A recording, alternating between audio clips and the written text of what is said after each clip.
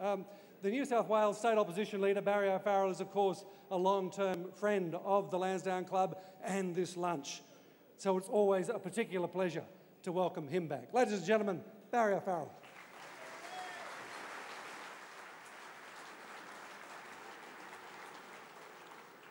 Thank you, Michael. You know, I have to say, having been here many years, having been introduced by a wonderful Labor man Prime Minister, someone I prefer to call Senator Brian Vaughan, who allowed me to join this organisation, recommended that I join this organisation a fair while ago when it decided to open its doors to people that weren't either Irish-born or Irish-educated. But I have to say that today's lunch has been different.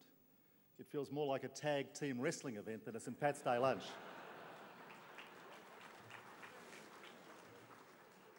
I could be the great Mario. There's an O in his name at least. Look, I want to simply firstly acknowledge Peter Brennan, Yvonne, Teresa and the entire committee, and to acknowledge the 25 years that this Lansdowne Club lunch has been going, no matter whether you believe the myth that Peter perpetuates about how it started or whether you know the reality. The fact is that it does do a great service, and I have to say that it's an honour to everyone who served on the committee that today we have the Australian Prime Minister in attendance, regardless of the fact that she's from another political party, regardless of the fact she comes from Wales. Can I say that, no, it is true. It is a great honour. Some of us tried to get a Liberal Prime Minister here once. And that's true too.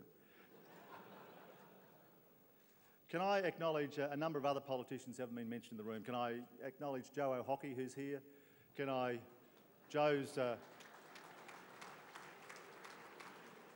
on a good day is Armenian, and on another day he's Palestinian, today he's Irish.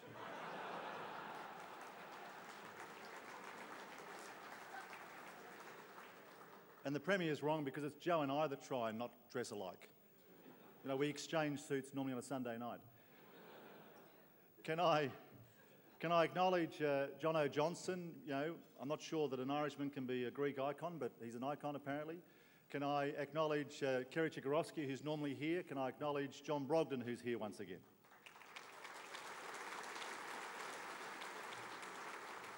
And can I say hello to my friend John Ryan and Patrick Gallagher, who are out there somewhere? That means I've got about half the audience by using those two names. So I'm sure, Prime Minister, that will actually help me have a very good day Saturday week. Look, there's no doubt that there's a huge affinity between politicians and St Patrick's Day. A number of years ago when I was much younger, much bigger, frankly, 50 kilos bigger, but stood outside St Pat's in New York watching the St Patrick's Day parade led by all those wonderful city and state politicians in that wonderfully Irish country. And there's no doubt that there's a reason why St Pat's Day and politicians go hand in hand, because of course St Patrick had the first example of spin ever seen in the world. If you believe he drove the snakes from Ireland, you'd believe Labor's election promises.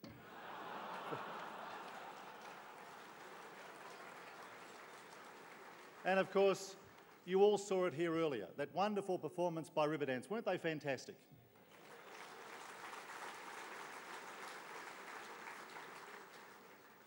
But they've got nothing on a Welsh immigrant and her efforts with footwork over the past 2 weeks.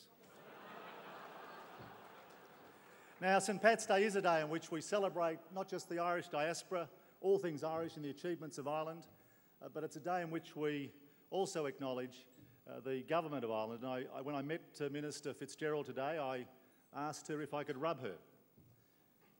And she looked at me. She obviously thought this was some Australian custom. I said, no, I simply want to rub you for luck because you're part of an opposition that's won somewhere in the country, in the world this year. But, you know, what I'm reminded of as the great-grandson of someone who came to this country during the gold rushes, who came fleeing an island that was racked by famine, came to this country seeking gold, and as you've seen year in, year out, was far more successful in finding food than gold. What I know, married to an Anglican whose parents can trace their way back to a little place in County Fermanagh called Irvinstown, is that this has always been a city, a state, a country that's provided opportunity. Just as the Irish have travelled across this world, taken their talents, taken their initiative, taken their good humour, taken their thick skin, and thank goodness we have thick skin here today, to all parts of the world, that this has been a country in which you have benefited us and which has provided you with opportunity. So that an uncle who came out here in the 50s, straight from Ireland, who borrows 10 quid from a grandfather, can build a construction company in Victoria that employed thousands of people. It is a land of opportunity, and that's what we should celebrate here today. The fact that as Irish have come, as Irish continue to come, you contribute to our society, you contribute to our advancement, and you contribute to our net worth. You've been part of our success, and you're a part of our successful future.